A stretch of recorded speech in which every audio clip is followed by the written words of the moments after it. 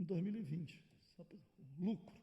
Passar a palavra a Alexandre Teixeira, presidente da Delegacia de Janeiro do Fim de Fisco. Obrigado, Alexandre, obrigado mesmo.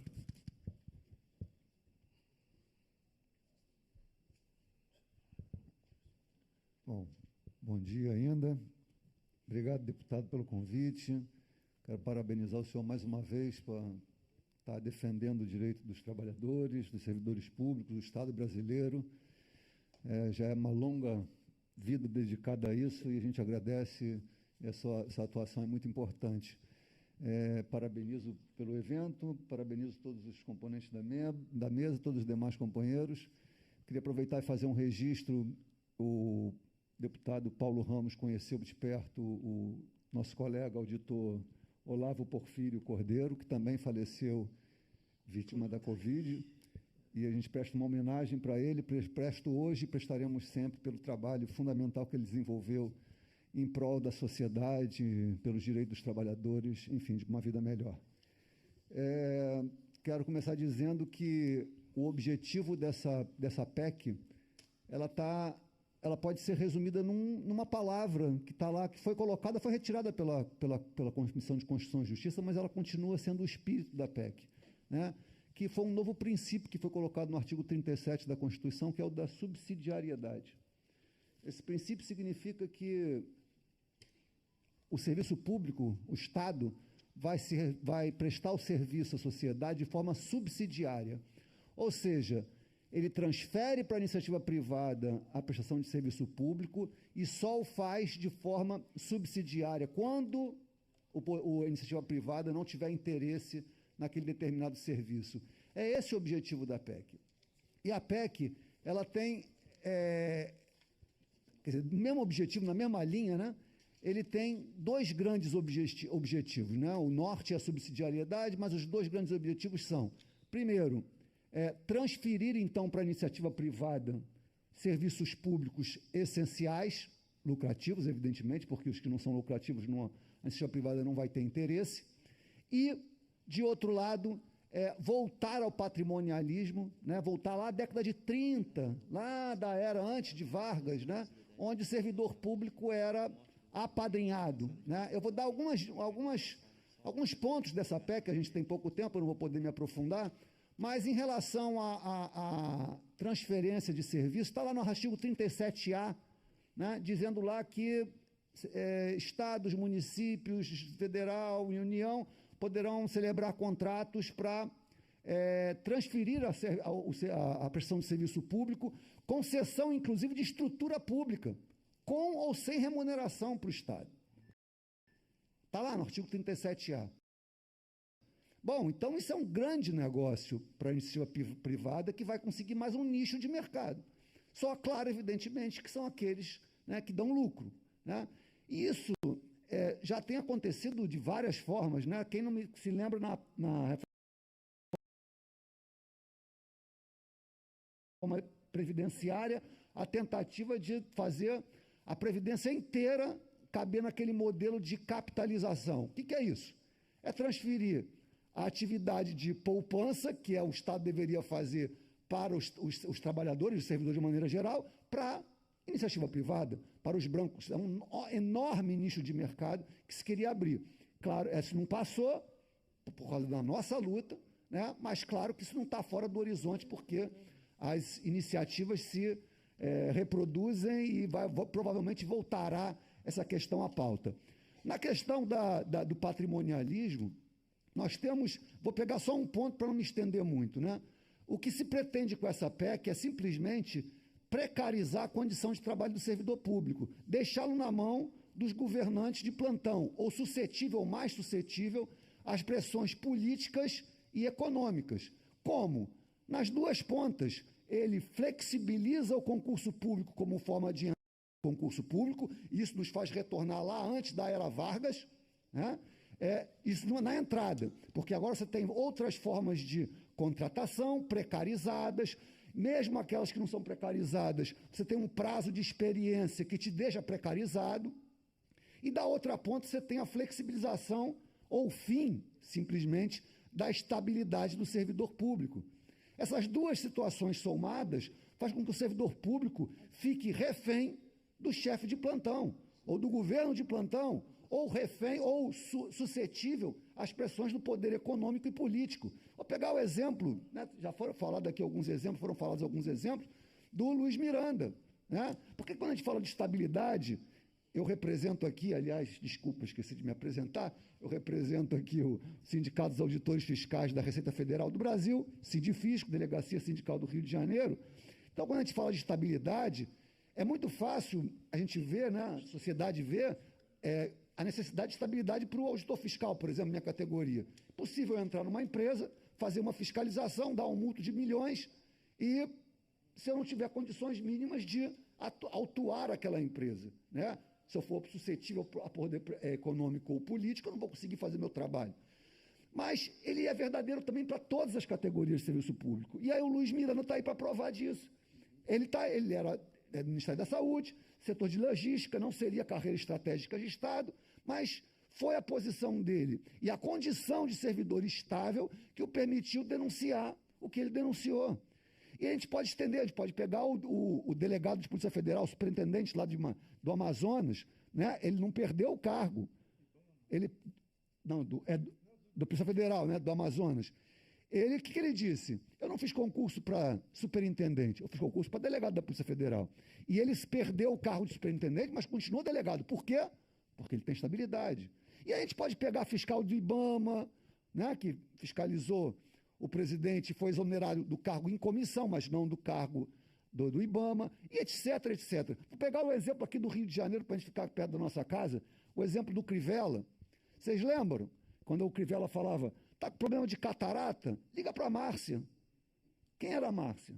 A Márcia era uma servidora de confiança. Ela podia até ser concursada, eu não conheço a história dela, mas ela estava ali num cargo em comissão, um cargo em confiança, que esta PEC vai proliferar em cargos de gerência, administração e técnicos. É a abertura total para os cargos em comissão. É o apadrinhamento político sendo oficializado no serviço público. Por isso que muitos dizem que essa é a PEC da rachadinha. Porque servidor público concursado e com estabilidade não precisa dividir seu salário com ninguém. Agora, servidor que depende do governante de plantão, esse sim, tem que fazer rachadinha às vezes para poder sobreviver e continuar no seu emprego. Então é disso que se trata. Né? Nós não podemos, se a gente quiser oferecer para a população um serviço impessoal e universal, como está previsto na Constituição, a estabilidade é fundamental para todos os servidores. Porque a gente não pode prestar um serviço impessoal se a gente tiver um chefe dizendo quem eu tenho que atender no hospital, na escola, no IBGE, na Receita Federal, em qualquer lugar. Então, é disso que se trata. Essa PEC faz isso, ela precariza e privatiza o serviço público. No momento que a gente precisa mais do que nunca de serviço público para fazer frente aos efeitos desastrosos da pandemia. Num país tão desigual quanto o Brasil, que necessita sempre de serviço público para minimizar, para minorar essa desigualdade social. E agora, numa época de pandemia, que vai ter consequências desastrosas, a gente vem privatizar o serviço público. A gente vai piorar, porque a questão do serviço público é a mesma questão das privatizações. Eles estrangulam o financiamento e aí sucateiam e aí dizem, olha, não está funcionando bem, vamos privatizar. É isso que estão fazendo com o serviço público, com a PEC 32. O nosso problema não é de inchaço, de falta de empenho. Pode ter problemas? Pode, qualquer empresa, qualquer serviço tem problema. Nós estamos aqui dispostos a discutir, conversar e achar as melhores soluções para o país. Agora, a questão é que não é isso que está colocado. Então, o nosso problema é de financiamento. Eu vou pegar aqui alguns dados, deputado, eu não vou me estender muito, mas vou pegar só 2 dados aqui para dizer o seguinte, para mostrar como é falacioso esse argumento do governo, né, que fala de economizar. 82% dos estudantes do nível fundamental e médio estão em escolas públicas. Sabe quanto é que é o financiamento per capita de cada um desses alunos? É entre R$300 e R$400, é um investimento público per capita para esses alunos.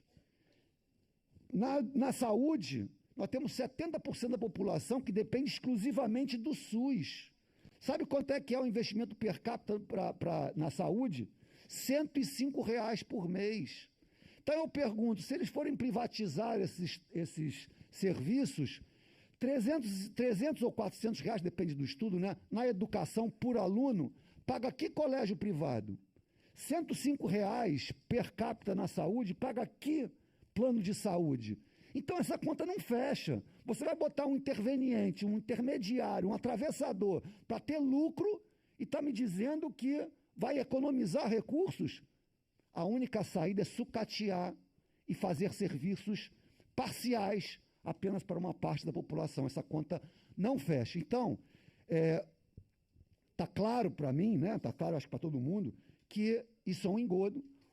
O objetivo é beneficiar, porque essa proposta da PEC, ela está em linha, como alguns companheiros já me antecederam falaram, está em linha com outros vários projetos desse governo, de governo anterior, né, de captura do Estado. Isso é que está em jogo. Você tem a reforma trabalhista para tirar direitos trabalhistas, você tem a reforma previdenciária para tirar direitos previdenciários, enfim, uma série de normas que retiram direitos dos trabalhadores para que o governo não gaste com isso, ou as empresas não gastem com isso, carreando esses recursos para concentração de riqueza nos grandes poderosos, nos grandes empresários, nos grandes conglomerados empresariais. É disso que se trata.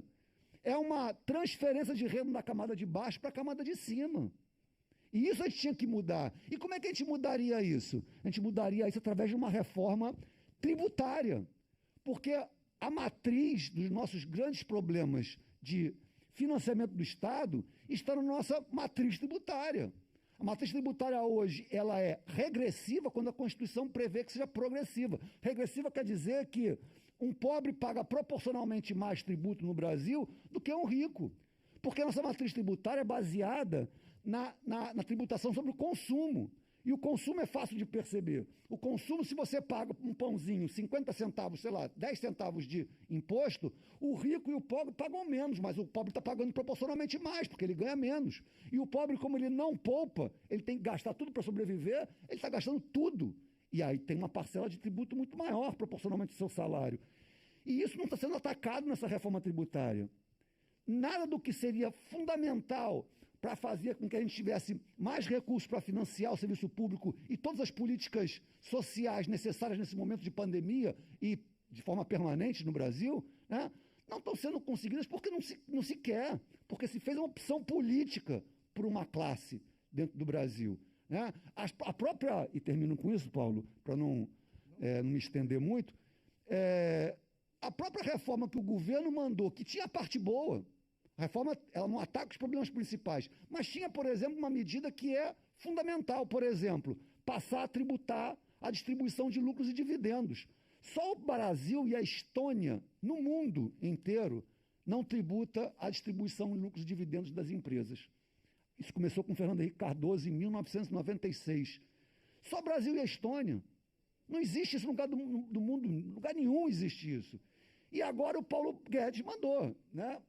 Para surpresa. Eu imaginava que o Paulo Guedes ia fazer uma proposta dessa, porque todas vêm no sentido de precarizar, prejudicar os trabalhadores, a parcela mais desfavorecida da população. Mas o que aconteceu?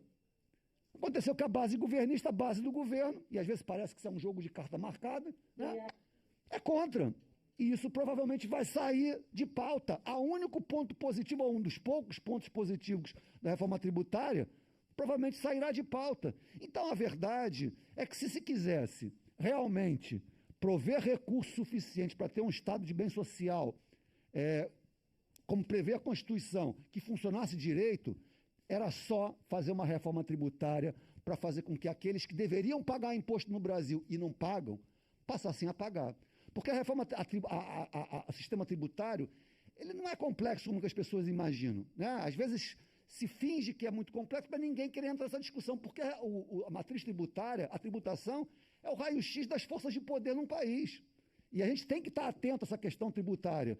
Então, dava sim para fazer com a reforma tributária um novo Estado com serviços públicos de qualidade. O que se não tem é vontade política de fazer isso. A nossa luta tem que ser para que a gente faça uma reforma tributária, não sei se nesse governo, se no próximo, mas uma luta permanente, de que a gente se integre das questões tributárias, e é por aí que nós vamos conseguir fazer com que aqueles que estão deitando na sopa, que não estão financiando o Estado e que deveriam, estão ganhando muito dinheiro, passem a financiar um pouquinho que seja, com a sua parcela de recebimento dos seus impostos, para fazer um país mais justo, melhor e mais solidário.